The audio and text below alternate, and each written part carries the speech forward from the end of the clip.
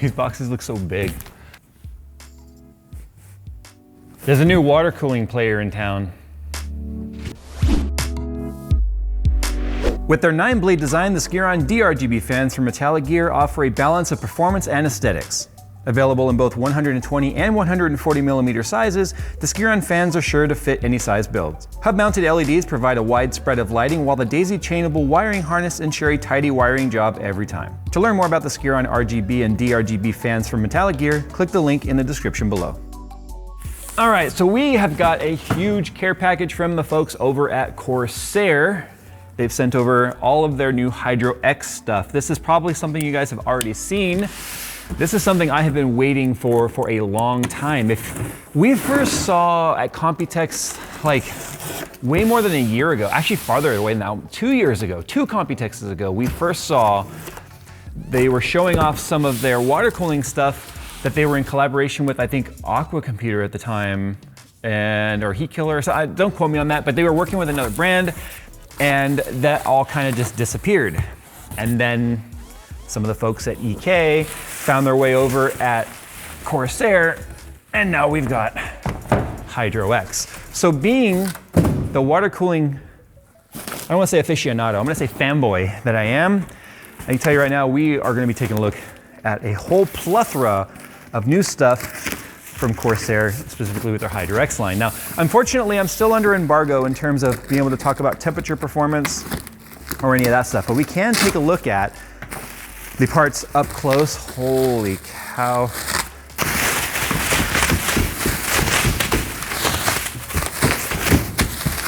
All right, so obviously. Got one on your back. Okay, so we got some fluid here. We've got some fans, which are no surprise. These are not water-cooled fans, but they're gonna hopefully be static pressure optimized. They're Maglev 120 fans. See, we got some radiators. Okay, we got a lot of stuff to go through, so let me sort of get this presentable. Corsair has spent a lot of time helping co-develop a lot of this stuff, but they've had some partners in crime in all of this. So for instance, the fluids are made in collaboration with Mayhems. We've got the fittings, which are made in collaboration with Bits Power. We'll be taking a closer look at these. I'll open up one or so. We've got compressions, we've got soft tubing, we've got the Commander Pro, which is designed for controlling the RGB and the speed of the fans, so you can add it to any case. A lot of this comes included already with a lot of the higher end Corsair cases. Fan hub right there for the RGB stuff. We're gonna start with the radiator. This is made in collaboration with Hardware Labs. So Hardware Labs is definitely known for some high-end radiators, and this is one of the slim rads. They do come in like a small, medium, large in terms of thickness. As you can see right there, we've got a nice chrome Corsair sticker on there. This looks to be about a medium fin density, so it's gonna be a decent amount of trade-off between noise, airflow, and cooling. Obviously, we'll talk more about how these perform when we're able to do performance testing because, like I said earlier today, embargo. All right, so we've got a few fittings going on here. We've got some compression fittings. This appears to be what says 10 by 13. Is this gonna be a rigid fitting? Or is this gonna be like a soft tube fitting? Ironically, they didn't send me any soft tubing, but that's okay. So you can see we've got a compression here. We've got a barb. This goes over the tube collar, and then it clamps it down onto the actual fitting itself. We've got some elbows. We got some what they call XF compressions, which are these guys right here. Let's take a look at the hardline. So this is definitely very Bits Power-y looking. I can definitely tell they've developed this in collaboration with them.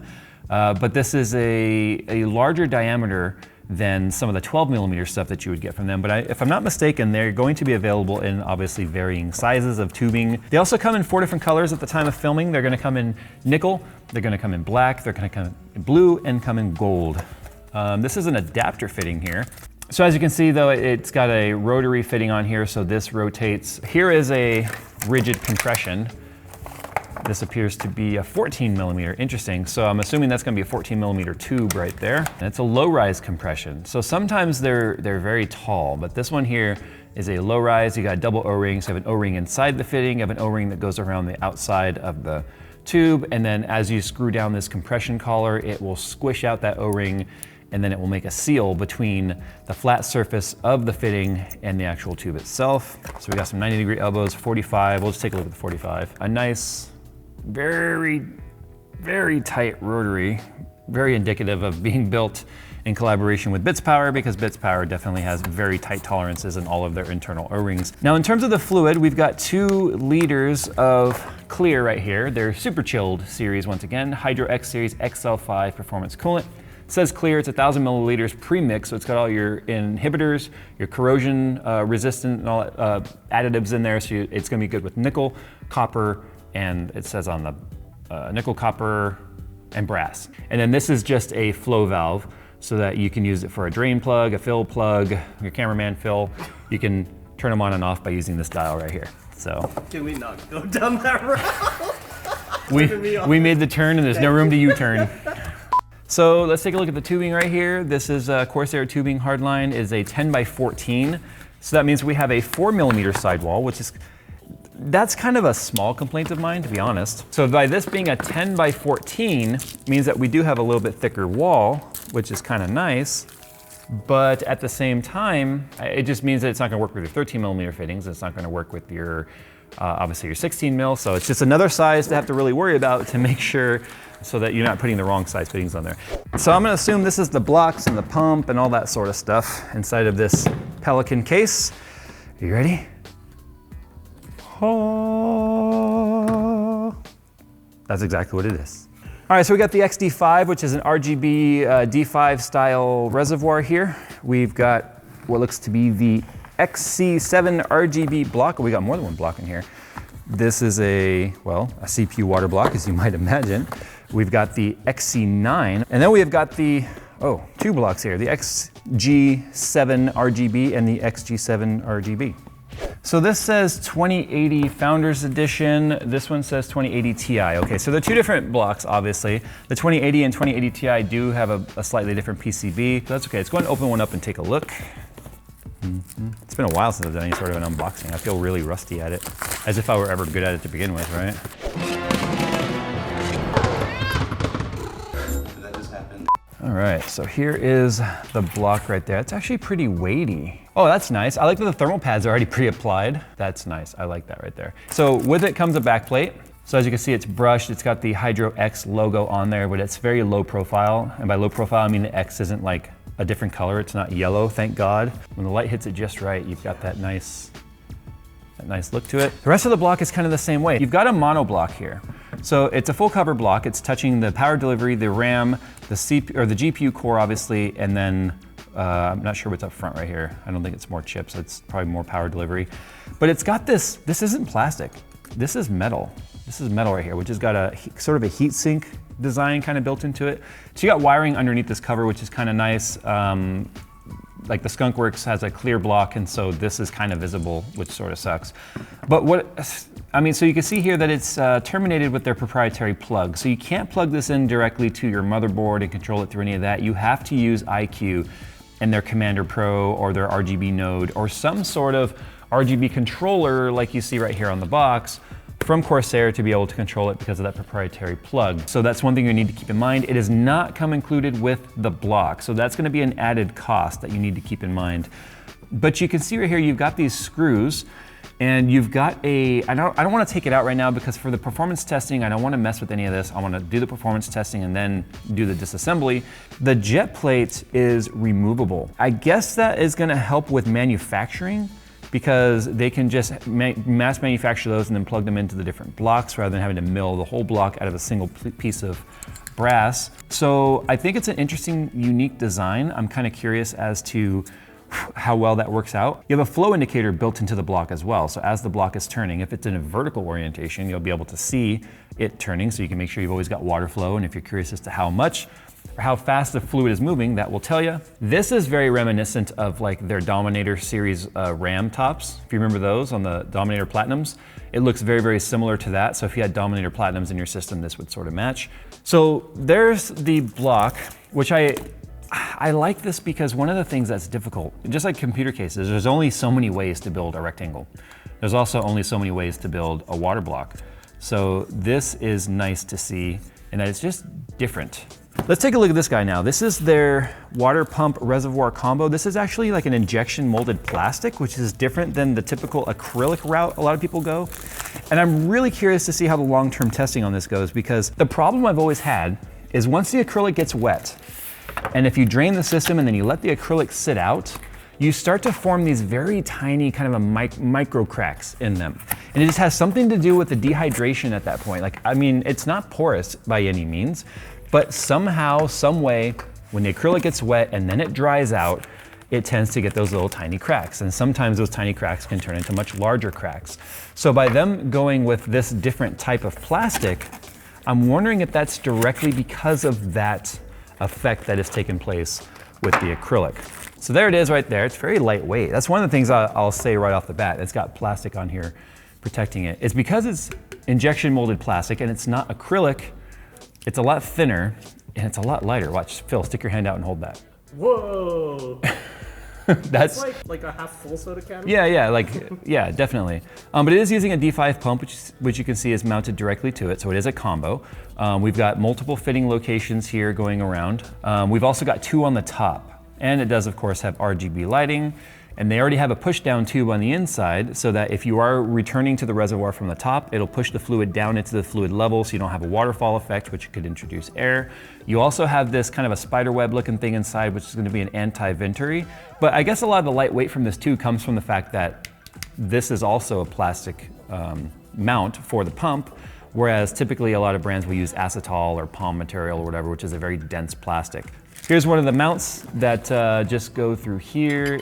It's gonna go over the pump, and then you screw it right directly to those rubber standoffs, which are anti-vibration pads. You even have a temperature sensor plug that comes with the reservoir, so you could put this in the back and monitor your actual temperature of your fluid, which is something that doesn't come with any other reservoir on the market, short of Aqua Computer.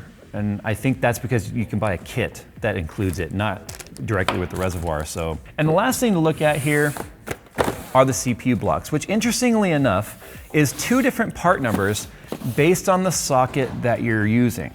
So we've got 1156 or 1150X here, or AMD AM4 compatible, or Intel LGA 2066, which technically is also 2011. It's funny it's not listed there, and AMD TR4. But one thing I want to talk about real quick, since we are talking about the size of the blocks, is I forgot to mention with the GPU block that because they're using this universal core that can be swapped out for the cooling plate, it is not entirely full coverage on the TU, whatever the 2080 Ti is. I don't think that's going to necessarily be an issue, but again, one of those things that we're going to be talking about in temperature testing. Because they have to have room for the screws, it takes up some of that cooling area. So that is one thing we'll definitely want to compare as we take off a 2080 or 2080 Ti and mount it, is to kind of measure and see what the difference in size is. Look at the interesting application of that thermal paste.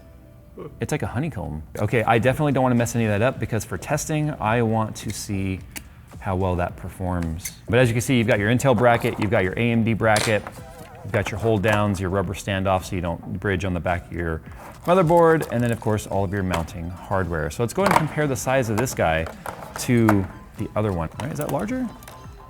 Not really, huh?